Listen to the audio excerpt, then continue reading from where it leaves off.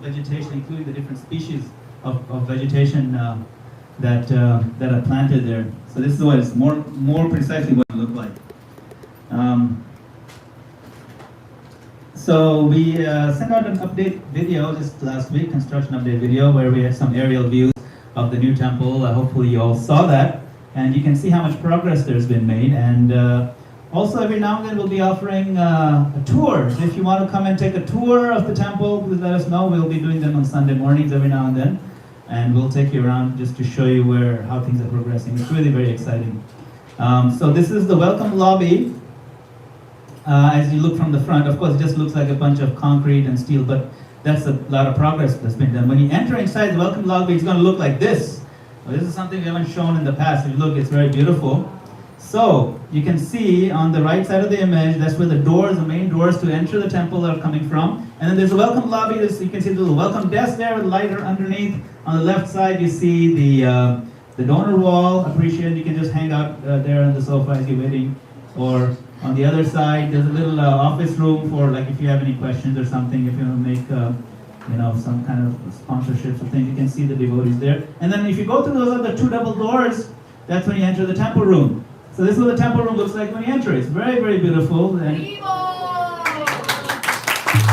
now, this room looks deceivingly small, but this ceiling is twice as high as what you see here. So if you can imagine yourself standing there, your head will be at reach one of those, bottom of one of those paintings that are on the wall. It's a huge, tall window. This room is actually very, very big. So for scale, on the right side, little Vyasasana, you can see the Srila Prabhupada's Vyasasana there. On the left side is the altars. So there are three altars like this with Sri Radha Krishna in the middle, Sri Gauranga on the side, Sri Radha on one side. The triple altars, wonderful chandeliers, those massive, huge chandeliers. And those two things on the two sides of the altars, the screens, those are computer screens or like TV screens, kind of like this one, but much bigger than this. So then when someone's giving class or when there's arti going on, you can read the words. I mean, this is something really beautifully planned. The floor is actually a marble tile. I might be thinking, oh, winter I won't go because it's marble tile. But you will want to go more in winter because it's a fully heated floor. The heat will come from the bottom, so when you stand and sit there, it's a gentle heat, soft heat, doesn't dry your nose out. It's very, very beautiful. All right? There's no like forced air. You know like how the forced air dries your nose out? Right? It's not like that. This is like heaven. It's so beautiful. All right? So the devotees have thought through all these things. All right? But what's the big event coming up? Shri Janmastami. Krishna Janmastami ki. Yeah. So as the festival is coming up, we should prepare our hearts to maximize the absorption of the spiritual lives on that day. So today we'll discuss a little bit about how to think about Krishna and how Krishna advises Arjuna to think about Krishna in Guru Gita, and how we should try to maximize our time on that day in aligning our hearts, our minds, and our thought process towards Supreme Lord. Right? So we'll sing this bhajan.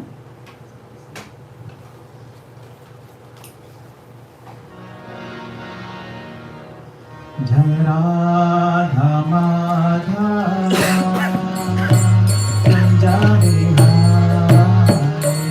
Jai Radha Madhava Punjabi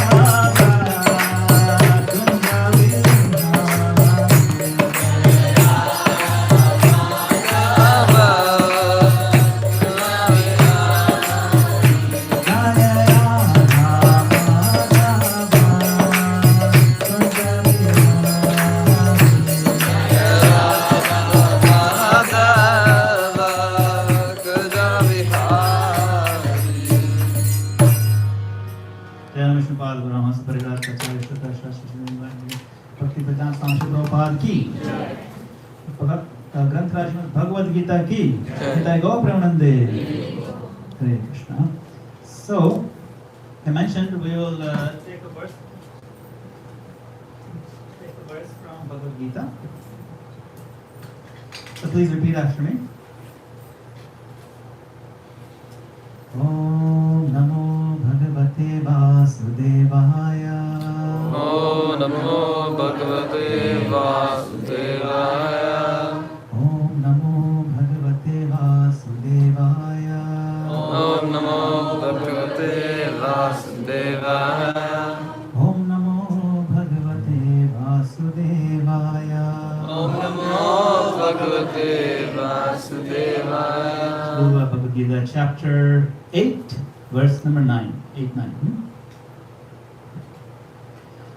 Kavim Puranam Manushasitaram Kavim Puranam Manushasitaram Anoraniyam Samanosmaredya Anoraniyam Samanosmaredya Sarvasya Dhataramachintya Rupam Sarvasya Dhataramachintya Rupam Aditya Varnam Tamasa Parastat Aditya Varnam Tamasa Parastat Kavim Puranam Manushasitaram Kavim Puranam Manushasitaram Anoraniyam Shamanosmaredya Anoraniyam Samanushmaredya Sarvasya Dhataramachintya Rupam Sarvasya Dhataramachintya Rupam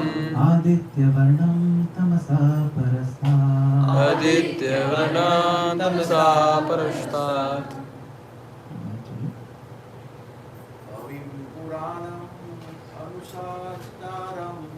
Kavim Puranam Manushasitaram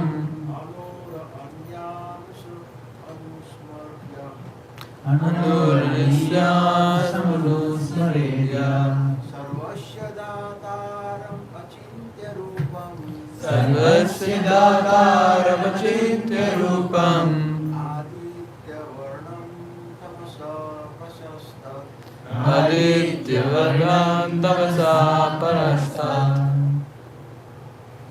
Anyone lady side?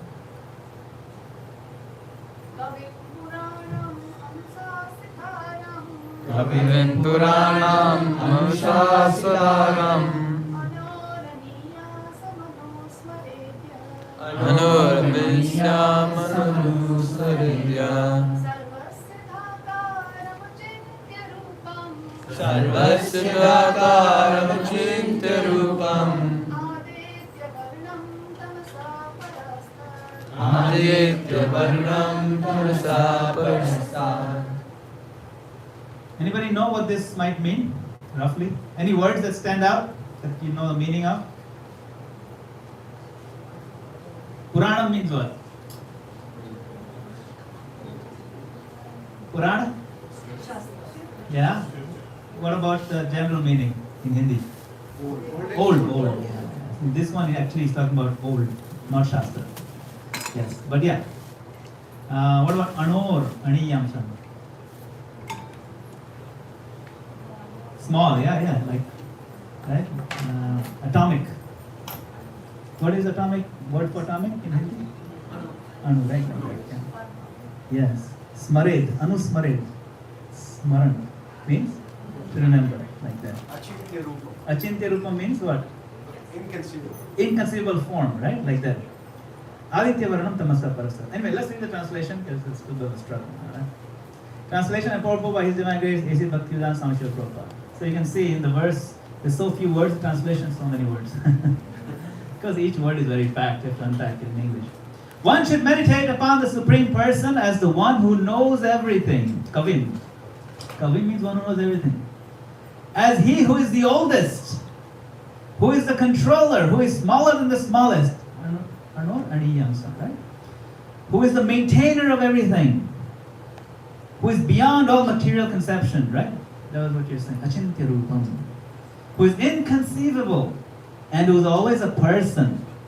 He's luminous like the sun. Aditya Varnam, Aditya means the sun. Luminous like the sun. And he's transcendental, beyond his material nature. Prabhupada explains in the purport.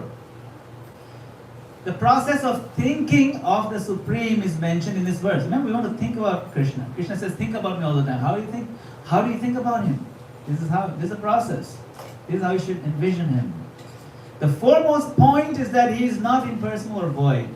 One cannot meditate on something impersonal or void. That is very difficult. The process of thinking of Krishna, however, is very easy and is factually stated herein. First of all, the Lord is Purusha, a person. We think of the person Rama and the person Krishna. And whether one thinks of Rama or Krishna, what he is like is described in this verse of Bhagavad Gita. The Lord is Kavi. Kavi means he knows past, present and future and therefore knows everything. The word Kavi generally means what? Poet. Poet. But in Sanskrit it means more than that. One is very knowledgeable. The original scientist, you can say. Or the doctor. A PhD. That's why even the doctor is known as Kaviraj. So Krishna is the original Kavi. He knows everything. He is the oldest personality because he's the origin of everything. Right? He's oldest. Puranam. Everything is born out of him. He's also the supreme controller of the universe and he's the maintainer and instructor of humanity. He is smaller than the smallest. The living entity is 1/10,000th the part of the tip of a hair. But the Lord is so inconceivably small that he enters into the heart of this particle. So we are very small, right? Krishna enters into that particle. Amazing. Into the heart of... That means that particle has a heart. You can imagine, sometimes we think the particle is impersonal. We don't see the particle as a person. We don't see the particle as having a core or a heart. But here Prabhupada is explaining Krishna enters into that also. So when Krishna is in our heart, he's actually inside the core of our souls. Amazing.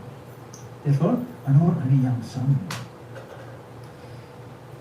Right? The Supreme, he can enter, as the Supreme, he can enter into the atom and into the heart of the smallest and control him as the Super Soul. Although so small, he is still all-pervading and is maintaining everything. By him, all these planetary systems are sustained. We often wonder how these big planets are floating in the air.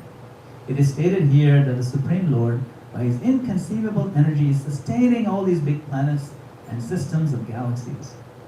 The word achintya, inconceivable, is also very significant in this connection. Achintya rupam. So, this is how we're supposed to think of the Lord. Om Ajnanatirmirandasya Jnananjana Shalakaya Chakshurunmilitam Yena Tasmai Shri Gurave Namaha. I was born in the darkest ignorance and my spiritual master opened my eyes with the torch of knowledge. I offer my respectful obeisances unto him. So the verse, one should meditate upon the Supreme Lord, Supreme Person, as one who knows everything, as he who is the oldest, who is the controller, who is smaller than the smallest, who is the maintainer of everything, who is beyond all material conception, who is inconceivable, and who is always a person. He is luminous like the sun, and he is transcendental beyond material nature. So how are we supposed to absorb our mind in Krishna? What are some ways that we remind ourselves about Krishna? What are some ways? Simple things. Devotional service reminds us of Krishna. What are some of the methods of devotional service? Yeah, Shravanam. Shravanam means what? Hearing. And Kirtanam means glorifying. You can only hear if someone is glorifying. So both goes hand in hand. Right? So, when Krishna's glories are being described, like in a class or in a gathering, that is known as what? Yes, Kirtan. Another name for a gathering with the descriptions, with the description being spoken. In particular, they're being spoken. Yeah, katha. Very simple. This is not a difficult quiz. Katha. Katha. You know, and katha is very simple. I mean, we don't use katha so much in common language, but if you're Bengali, you even use katha on regular basis. Right? Like it was so funny when I think we were just sitting and one little girl came to her mom and said, "Ma, ekটু কথা করবে, একটু কথা করবো. I'm going to tell you one katha." you have a program, you're going to tell me katha in my ear. No, that just means I'm going to tell you something. Apparently, that is also katha. But katha is of two types. There's lila katha and tattva katha. The lila means the what? What does it mean? Pastime of the Lord, right? Like Krishna when he was lifting up Govardhan or is killing the demons. This is lila. And what is tattva? Yeah, philosophy. Tattva means understanding the truth as it is. Tattva means thatness, essence of the truth. Tattva tends to be hard to grasp. If we are giving 7-day katha, but it's not no lila, only tattva, the turnout will be much less. Let's just put it that way. You know, if it's going to be 7-day katha on Upanishad only, it will be there. Few people will be there, especially depending on what is in the menu. Few people will be there. But if you say katha on Krishna's pastimes of lifting Govardhan or Krishna or Bhramar Geet, the song of the bumblebee with Radharani, it's a very sweet pastimes. Then you layer a bigger crowd. Lila katha is very relishable. Tattva katha is generally not. Now, how many of you have read Srila Prabhupada's books and heard his lectures? And how much time does he spend on the topic of tattva versus lila? What is the ratio, roughly? Which is more, let's just say? Tattva. Much, much more. You've heard Srila Prabhupada's lectures. How many? There's at least about 700 to 900 recorded lectures available. You hear all of them. How much did he spend time on leelas and how much did he spend time on understanding the philosophy behind those leelas? You see? The discussion of tattva is important because it strengthens our faith. And we can worship Krishna with our intelligence. Krishna says, you should worship him with your intelligence, he says that. And one who worships with love, Krishna gives the intelligence. Dadami buddhi yogam tam yena mama payanti te. So our buddhi, why buddhi is so important to saturate with Krishna consciousness? Because buddhi is the next door neighbor of the soul. You see? And the buddhi, when it's vibrating with Krishna consciousness, and the soul dances, and you feel genuinely happy. That's why it's important to invest some, tax our brain a little bit to understand the philosophy. Okay? So Krishna Janmastami is coming up. We want to be able to fully absorb the sweetness of the pastimes of the Lord, while making sure we do not fall into the trap of thinking them to be something done by an ordinary person. We should be always careful of that, because the Leela sometimes, because he does things that may look like an ordinary human's Leela, or maybe someone a little more powerful but still human. One can easily fall into the trap. What to speak of us, even people with 4 heads can fall into the trap. Right? Anyone know someone with 4 heads who fell into the trap? Yeah, Lord Brahma. I mean, not many that many people who have 4 heads in general. But he also thought that little boy is just ordinary, and he tried to fool him and steal the cows, and you know that story. And he got straightened out by Krishna. He had to be corrected. So it's very important for us to always stay on the track of recognizing who Krishna is, which is why I chose this verse of Bhagavad Gita. He says, how am I supposed to remember Krishna? As the oldest, as the greatest, everything coming from him is super powerful. He's in the atoms. He is luminous like the sun. That is the Krishna we're talking about when we talk about these Leelas. That is the same Krishna we talk about when he's crawling in the courtyard of Mother Yashoda. Never forget that. That is the point. We have to base our approach to Krishna with that foundation of respect and proper perspective. That is the point Srila Prabhupada wants to make all the time by focusing on that. So, all the Leelas of the Lord, they are saturated with sweetness, but they are also full of tattva. Both. So, which book should we read then to keep the balance? Is a book written by Srila Prabhupada? Krishna book. Yes, you should have Krishna book. If you do not have a book called just a Krishna Supreme Personality of Godhead, get that book. We have it here. So he has given us the perfect blend of Leela and Tattva. Both kathas are in there, perfectly blended. You give a few lines of what Krishna did, and then he'll explain the Tattva behind it. And that explanation will incorporate the Acharya's commentaries, and it's really beautiful. You know. So one evening, at Krishna's bedtime, he asked his mother for a bedtime story. Right? Oops.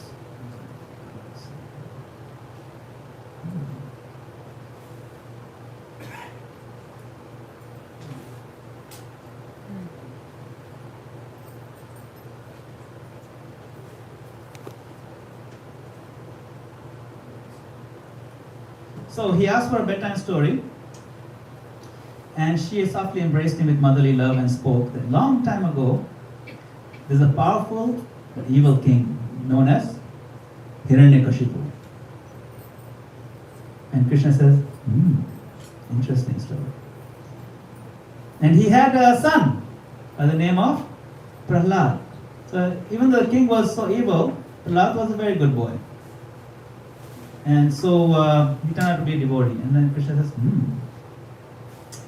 And then the story went on, and then she described, it come to the point of the pillar, you know. And just when the pillar is about to crack, she said, the pillar is about to crack. And then Krishna said, yes, and then I jumped out of the pillar in the form of a half lion, half man, and ripped apart Hiranyakashipu. And Mother Yashoda is like, what do you mean you jumped out? She says, yeah, like I was born from your womb, so I was also born from the womb of this pillar. You know? And she said, what nonsense are you talking? You just lost your mind. Forget it, let's change the story. I'll tell you another story. So a long time ago, there was a king. His name was Dasharath. Krishna said, And Dasharath Maharaj, he had 4 sons. One of them was Lord Ram. And Lord Ram was supposed to be the king, but then he was banished to the forest. Before he was banished to the forest, he broke the bow, this big bow. And this Lord Shiva's bow. And Krishna said, And then he got married to the beautiful Sita. And Krishna said, Yeah, very nice. Keep going. Then she said that, but then by some shadyantra, some crooked nature of mantra, they were unfortunately had to go to the forest, and in the exile, then this 10-headed demon Ravan came and kidnapped Sita. And Ram was very sad, and he was also very angry. And that time Krishna jumped from the bed and said, Lakshman, where is my bow? Where is my arrow? I'm going to finish that Ravan and rescue Sita. So when we say, Lakshman, where are you? So then Balram comes in running. His tiny feet. I'm here. And then Mother Yashoda is like, all right, what's wrong with you guys? Try to tell a story, and Balram, why did you come? I'm trying to put him to bed and you're not disturbing. She said, no, he called me. What did he call you? He said, Lakshman. He said, actually, Balram tells Mother Yashoda that, Krishna was Ram and I was Lakshman, and actually we are the original lords. And in the past, we've taken so many incarnations. He's original Narayan, I'm Sheshanag. And Mother Yashoda is like, all right, if you don't get out of here, this Sheshanag is going to taste my stick, okay? So better run. Balram, whoa, you're so afraid he ran outside with his tiny feet. But I'm telling the truth, no, quiet, go to sleep, I'm putting him to sleep. And she comes and tells Krishna, all the incarnations have to come in my house only. Go to bed now, be quiet. So, this sweetness of the Lord is very deep. If you think about how the Lord interacts with his devotees, it steals your heart. But we should always make sure we stay in the rails of understanding who Krishna is. You see? So when you go bowling, right? You're bowling, and then the ball can go into the gutter, that's off the rail. And sometimes you get these kiddie rails, you just put them up, and then the ball, no matter how you throw it, it will always stay inside. So the rails of understanding the philosophy are important. They keep our ball in the line. You see? So now,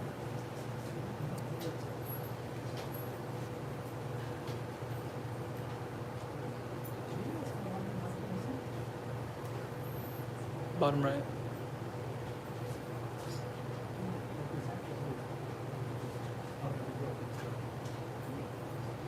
So, we will talk today about this one section of Srimad Bhagavatam where it says, Ekada Kridamanaste Ramadya-gopāla Krishna Mridam Bhakshitavan iti matre navedayan. So one day Krishna was playing with his small playmates, including Balaram and other sons of the Gopas. He was playing. Krishna was around 2 years old at this time. It's a toddler, terrible twos, 2.5 years, 2.5. That's when they do terrible things, right? The kids call it terrible twos. So he was playing with Balaram and the other boys. And what happened? all his friends came together and lodged a complaint to Mother Yashoda. Mother, they submitted, Krishna has eaten earth. He took mud or dirt, he ate it. So now here we can see the detail of how the complaint was lodged. Who lodged the complaint? What is the spirit and mood in which they made the complaint? What can we learn of the motivations of the complainers? Was it to intentionally get Krishna into trouble? Sometimes if you have some fight with someone, kids have some fight, then they try to find opportunities to complain about each other just because, they want to get them in trouble. Or because they want to have a grudge, holding a grudge. This is a chance I'm going to complain about this kid and get him in trouble with his mom. So, were these boys trying to bully Krishna or take revenge? What is the mood in which this complaint was made? There are clues in this verse. Each word has clues to understand the mood and the vibe of the boys who had ran to Mother Yashoda. So, was it something like to bully or to take revenge or to be harsh to Krishna? Yes or no? It's a simple question. No. I hear no. Any yeses? No, that's true. No. That was not their mood. And to prove that was not their mood, there are 4 proofs. 4 distinct proofs in these words. So you have to look carefully at the words. The friends here are actually concerned for Krishna. What if the soil was poisoned? Soil can be poisoned. Why? Recently there was one witch, Putana, she'd been walking around, she killed so many kids by poison. What if in her poisoning thing she had dropped some poison on the ground and Krishna ate that piece? Who knows? Of course Krishna would want to suck all the poison out of her, that's a separate issue. But who knows if he ate that poison soil or something. So they were concerned. So the 4 proofs are, here Shukadeva Goswami could have said, Balaram complained. But what name does he use? Ram. Balaram means strength. He can throw his strength around, throw his weight around. But Rama means one who gives pleasure, one who gives joy. And he wants to give pleasure to Mother Yashoda, he wants to give pleasure to the coward boys, he wants to give pleasure to himself. How? By saving Krishna's life. So he complained out of concern. That is one proof. It's not Balaram, but Ramadya, Rama, etc. That's one proof. Second proof, the word used here is Gopa. Ramadya Gopadaraka. So Gopa means Gopayanti Krishnam. What does Gopayanti Krishnam mean? That community that always thinks of serving Krishna, that always thinks of protecting Krishna against all odds. That is called the Gopa community. So how can anybody who's called a Gopa complain against Krishna just to be harsh or just to be revengeful? No. So this again, the second proof. Third proof, Dāraka. Dara refers to Mother Yashoda, and Ka is one who gives pleasure to. So these friends at Dāraka, they give pleasure to Mother Yashoda. Why would they now try to get Krishna in trouble and make her feel upset? No, that was not. In fact, every evening they would come and narrate to Mother Yashoda that today Krishna did this, today Krishna did such wonderful thing, today, there's a demon but he got rid of him. They would try to give pleasure to her. Why on earth would they, so they are Dāraka. And the 4th clue is Nyavedayan. Nyavedayan means they very softly, gently, humbly brought up the point to Mother Yashoda that Krishna ate mud. If they wanted to backstab him or hurt him in any way, Krishna, they would have just complained loudly, they've been harsh. Look at what your son has done. They didn't talk. They said gently, we are really concerned for Krishna, Mata. Please take a look, come. That was their mood. That's captured here in Nyavedayan. So 4 proofs of their mood, okay?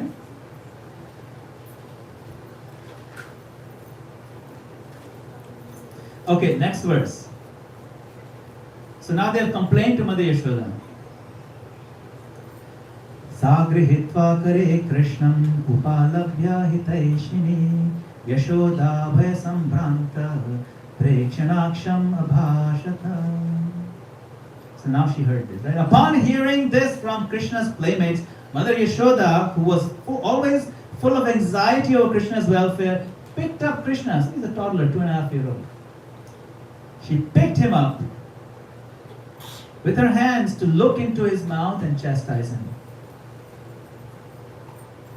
Her eyes were fearful. She's actually genuinely afraid. Her eyes fearful she spoke to Krishna as follows. You can see she's picked up Krishna in her lap. Now she's speaking to Krishna, right?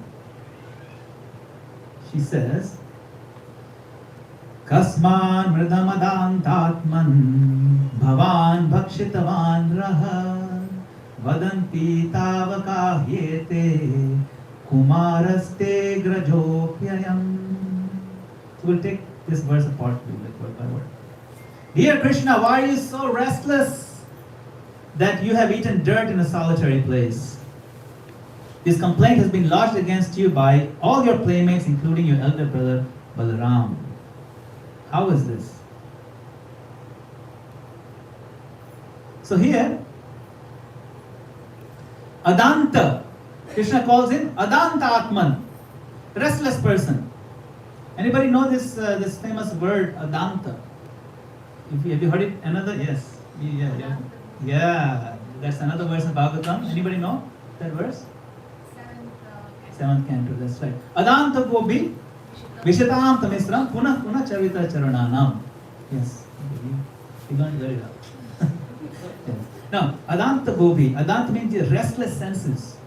Restless senses are described, which are uncontrolled. Adanta also means independent. Independent. So here, she's trying to chastise him, which is also glorifying his independence, because he's Supreme Lord, he's Svarat. So she calls him Adanta Atman, you are the only independent soul. And that is true. We are all dependent on Krishna.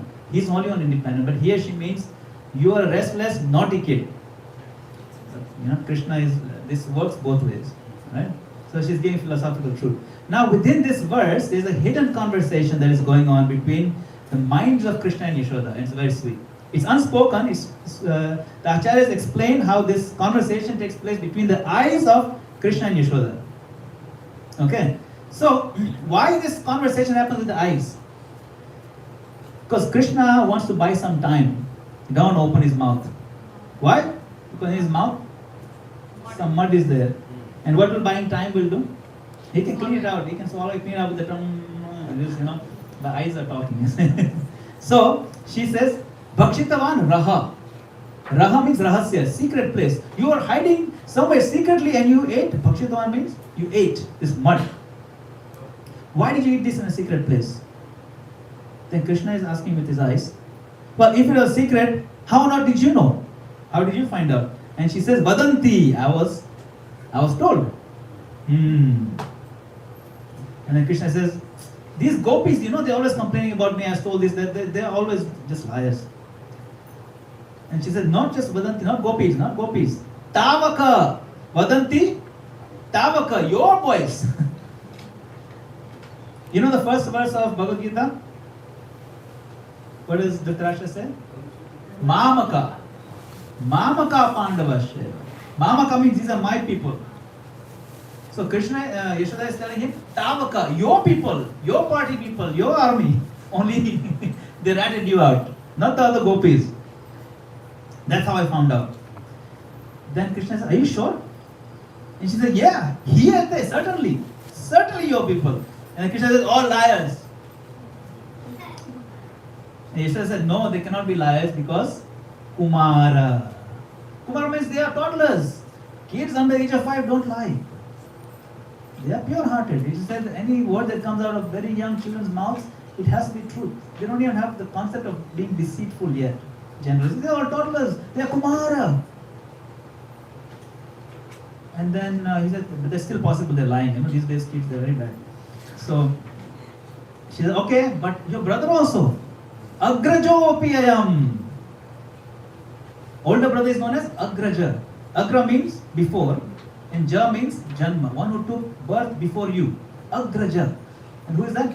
Balaram, who is your well-wisher, he is also telling, he was the first one who complained. And then Krishna is like, Balaram, actually, he's the number one bully. He's constantly picking on me, telling everybody like, look, my skin is so dark and he's so white, and Mother Yashoda is also like light skin, and Nanda Maharaj is light skin, and I was probably adopted from somewhere, and I don't even belong in this family. All kinds of bully things. You don't even no idea what he says to me. He tortures me. So he's the last guy you should trust. And then Mother Yashoda said, don't change the subject. We're not talking about Balaram here, we're talking about you. Alright? So then, this much conversation bought enough time for Krishna to clean out his mouth. Finally, he opened his mouth and he says, Naham bhakshitavanamba sarve mithya visamshinaha yadi satyam girastarhi samaksham pashya me mukham. Naham bhakshitavanamba. Krishna says, my dear mother, I have never eaten dirt. All my friends are complaining against me are liars. Sarve mithya visamshinaha. If you think they are being truthful, you can directly look into my mouth and examine it. Right? Naham bhakshitavan amba. So, why did he use the word amba? What are the words that we use for mother in Sanskrit? There are two at least. Mata and the other is amba. Right? So that from mata we get mother, mom, ma, and then if you go South India, it's what? Amma. That comes from amba. Gujarati ba. Gujarati say ba. Right. That's like the other side of amba. Right. Amba. Okay. But in other places, amma. That comes from amba. Same thing. So mata and amba are the root of all names for mother. So here, the word has specific meaning, amba, in Sanskrit. It means that person who holds the child in her womb for 9 months, and then even after the child is born, she feeds him directly from her body for so long. She feeds him her own milk. So his point was that he's telling her, our relationship, oh mother, oh amba, is so deep, it's so intimate, it's so long, it's forever. You know me more than anything else. How can you doubt me? Of all people, how can you doubt me? You are amba. And then Mother Yashoda said, that's fine. I don't normally doubt you, that's fine. But what about all these other people? And Krishna's response is, Sarve mithya visamshina. They are all liars. Here, he's putting his brother in the same bucket as his other liar friends also. So now, one may wonder, what is going on here? Sridhar Swami, the great commentator, Bhagavatam, he asks, is Krishna lying? Right? Who knows the first verse of Bhagavatam? Janmastami. What is the last line of it? Satyam param dhimahi. I meditate on the absolute truth. Satyam param. And who is that absolute truth? Krishna. And he's lying over here. Is he lying? So, Sridhar Swami said, is Krishna lying? And he says, no, he's not. He's speaking the truth. What is the proof? You see, you can only eat something that is not in your belly. If it's already in your belly, you can't eat it, it's there. So, everything in existence is already in the belly of Krishna. Narayan's belly contains all of existence. So how can he eat what is already in his belly? So from that angle, he did not eat, and therefore he's telling the truth. That is a philosophical sweetness, you can say poetic way. Then Sripad Vishwanath Chakravarti Thakur, who is another acharya in our line, great grand spiritual master of Bhaktivinoda Thakur, he says that no, Krishna did eat the dirt, he did eat it. But there are relative truths and absolute truth. Right?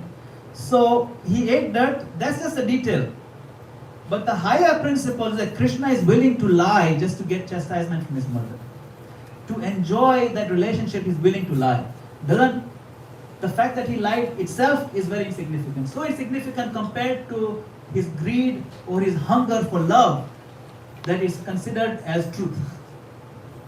So from that point of view, this is the absolute truth. It's not relative truth, it is absolute truth. Therefore, Satyam Param Dhimahi. It's very poetic.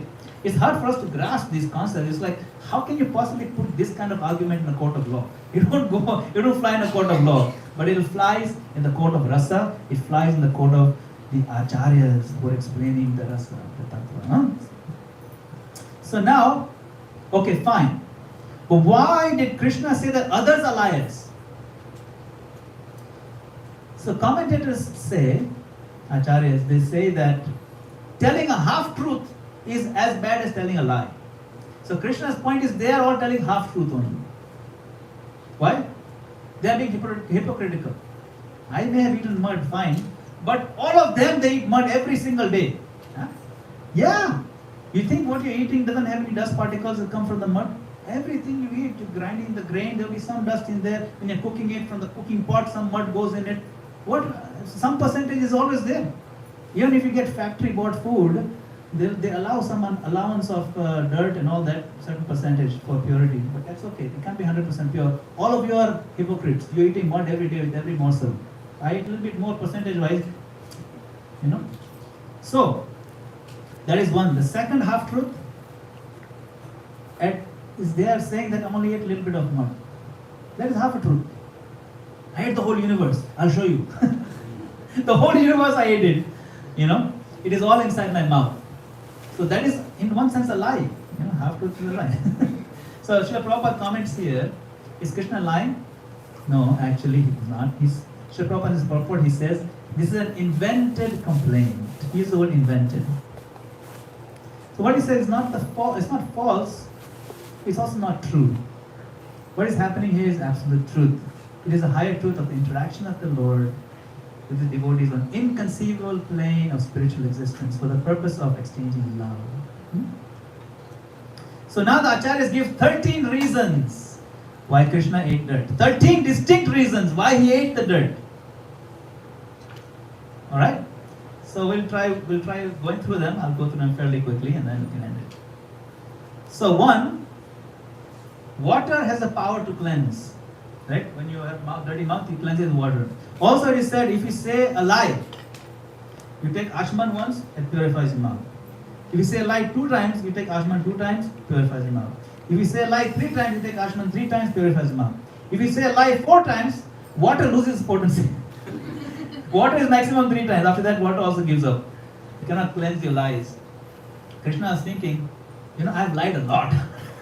Every single day about the gopis and stealing the butter and definitely more than 4 times. So it's recommended if you lie more than 4 times, you got to cleanse your mouth with earth, with dirt. So he takes the dirt in his mouth to cleanse it out from all the lying that he has done. See. Then, what is the second reason? He was hungry. Simple. Now his mother, he's telling Mother Yashoda, look, you taught me there are 7 mothers. One of the 7 mothers is Mother Earth. And her love for me was overflowing in the form of like she was feeding me with her own milk. But in the form of mud. It was like muddy milk. So I was hungry and I saw that Mother Bhumi is offering the muddy milk. So I was overflowing. So much love is there. So I'm going to eat, says Mother Bhumi. The second reason. The third reason is that this Lord who in public accepts all the devotees' offerings. We make so many offerings to the Lord. He accepts them in public. But in private, he loves his devotees so much that he yearns to take the dust of their lotus feet. He actually says this in the 11th canto, that I yearn to take the dust of my own lotus, the lotus feet of my own devotees. He feels that the dust of his devotees purifies him. And so, secretly, he said he was secretly, in public, he wasn't doing publicly, in secret, he wanted to enjoy and feel the pleasure of the foot dust of devotees, the blessings. That's how much the devotees' association, the foot dust, is glorified. Krishna himself. Fourth, he wanted to negate the complaints of stealing. What does that mean? That means that, you see, when he ate this dirt, he ate in his own courtyard. Somewhere in the city. But it was on his own property. So, no one can accuse him for stealing somebody else's dirt. So he wanted to say that even if I ate dirt, it was my own dirt. Okay, it was, you look at the title deed is in my own property, okay? So if anybody is saying I'm stealing from their home butter, that's all nonsense. Even mud, I'll eat in my own dirt, okay? So that is negating that. Fifth, according to Ayurveda, if you eat very heavy, greasy things for a long time, day after day after day after day, then you have to take a break and eat something dry.